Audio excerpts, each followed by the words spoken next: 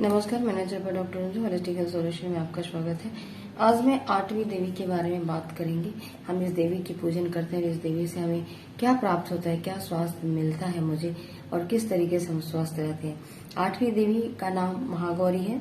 अस्त्र शस्त्र इनके त्रिशूल है। त्रिदोष शरीर में कैसे हम बैलेंस करें, 3 लोक 3 जगत, इन सब से इनका संबंध होता है। वाहन वृषभ है। देवी की 8वीं शक्ति का नाम महागौरी है। हिमालय में तपस्या करते समय गौरी का शरीर धूल मिट्टी से ढककर मलिन हो गया था, जिसे शिवजी ने गंगा जल से मलकर धोया, तब गौरवपूर्ण प्राप्त हुआ था। इसलिए वे विश्व में महागौरी के नाम से प्रसिद्ध है। तो शिवजी ने गौर वर्ण उन्हें कैसे प्रदान किया? जो मिट्टी से ढकी थी, पूरे मिट्टी से पलित थी, उनको गंगा जल से धोकर उन्होंने पूरा निर्मल पवित्र साफ किया तो गौर वर्ण प्राप्त हुआ, जैसे महागौरी के नाम से जानते। देवी महागौरी के वस्त्र एवं आभूषण श्वेत है। श्वेत का अर्थ ही होता है शांति, स्थिरता और पूरी की पूरी माहौल में एक शांति वातावरण पैदा होना। इनकी 4 भुजाएं हैं। वाहन वृषभ है। दाहिने हाथ अभय मुद्रा का है, कोई भय नहीं, और दूसरे हाथ में त्रिशूल है। त्रिशूल मैंने पहले भी बताया। और बाएं हाथ में डमरू, और डमरू मीन्स इस पूरी दुनिया का एक सिंबल है। पूरी दुनिया को कैसे चलाया जा रहा है, कैसे नियंत्रण किया जा रहा है। और नीचे का बायां हाथ वर मुद्रा में है, और बायां हाथ से आपको वर्षा भी प्राप्त हो रहा है। ये मुद्राएं में बैठी हुई है। ये सुवासिनी, शांति पूर्ति और शांति मुद्रा में, बहुत ही सुवासिनी और शांति मूर्ति है, और आपको शांत मुद्रा में बैठी हुई है। इनकी जो प्रतिमा होती है, जो इनके स्वरूप की हम पूजा करते हैं या देखते हैं, तो इस तरीके का प्राप्त होता है। यही चीजें आपके अंदर भी इसकी साधना से प्राप्त होती है। तो कैसे प्राप्त होती है?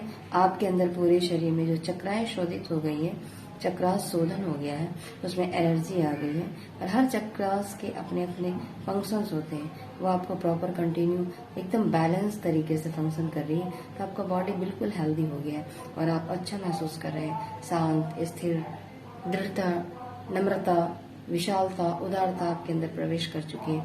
ये सारी चीजें आपके अंदर आ गई है, क्योंकि ये सारी चीजें शोधन होने के बाद ये अपने आप शरीर में मिलना शुरू हो जाता है, और उसके एनर्जी के आदान प्रदान का एक जो आवागमन होता है वो चालू हो जाता है। तो इससे लाभ क्या होता है? माँ महागौरी की कृपा से अलौकिक सिद्धियों की प्राप्ति होती है। कैसे अलौकिक सिद्धियां?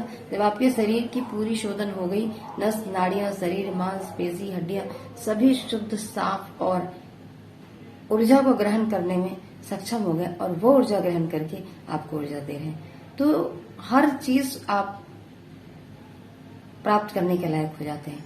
उसकी समझ पैदा हो जाती है, ज्ञान वृद्धि हो जाती है, ओज तेज बढ़ जाता है, और आपको हर चीज का पहले से अनुभव होने लग जाता है। और उस अनुभव से जब आप काम करते हैं तो लोग कहते हैं कि इनको सिद्धि प्राप्ति हो गई, इनके काम कैसे हो गए, क्योंकि आपको एक अनुभव होने लगा। आप स्थिति परिस्थिति का तालमेल मन स्थिति से, शारीरिक से और वातावरण से अच्छा से आपका एक तारतम्य हो गया, और उसका रिजल्ट सिद्धि के रूप में आपको दिखने लगता है।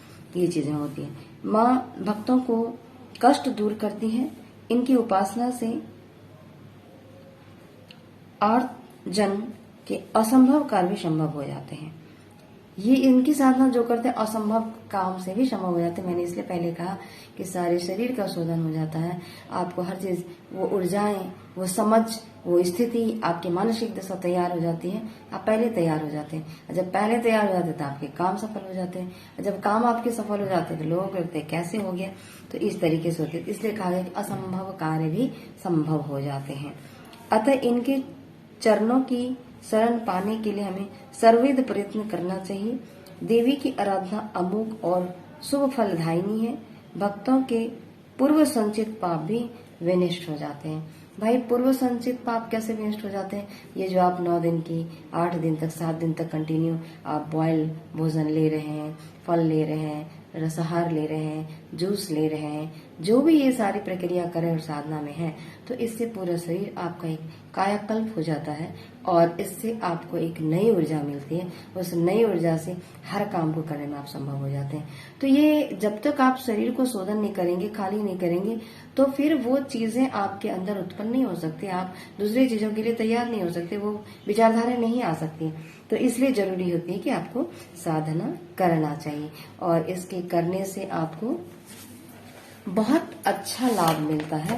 क्या? स्वास्थ्य आपका इतना अच्छा हो जाता है कि आप बीमार तो नहीं पड़ेंगे। बीमार अगर पड़ भी गए तो बॉडी खुद ब खुद हील कर लेता है।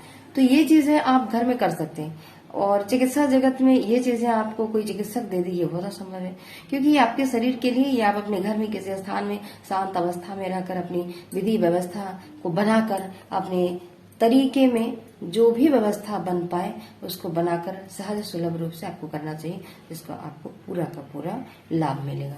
अब 2 लाइन के श्लोक में सारी चीजें बता दी गई, जितना चीज मैंने आपको बताया है। वो ये कहा गया है श्लोक में, श्वेते वृषे समारूढ़ा श्वेतांबरधरा शुचि महागौरी शुभम दधान महादेव प्रमोदधा महादेव प्रमोदधा। इस तरीके से 2 लाइन में समस्त बातें कह दी गई हैं।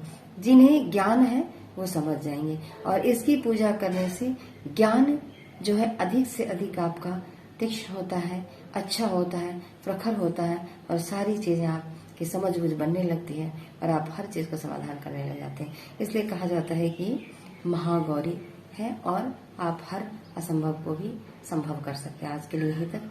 आपको अच्छा लग रहा है, आप शेयर करें, लाइक सब्सक्राइब जरूर करें, कमेंट सेक्शन में जाकर मुझे जरूर बताएं कि मुझे अच्छा लग रहा है और अगला नोटिफिकेशन जब सब्सक्राइब करेंगे तो आपको आसानी से मिल पाए। आज के लिए यहीं तक, धन्यवाद।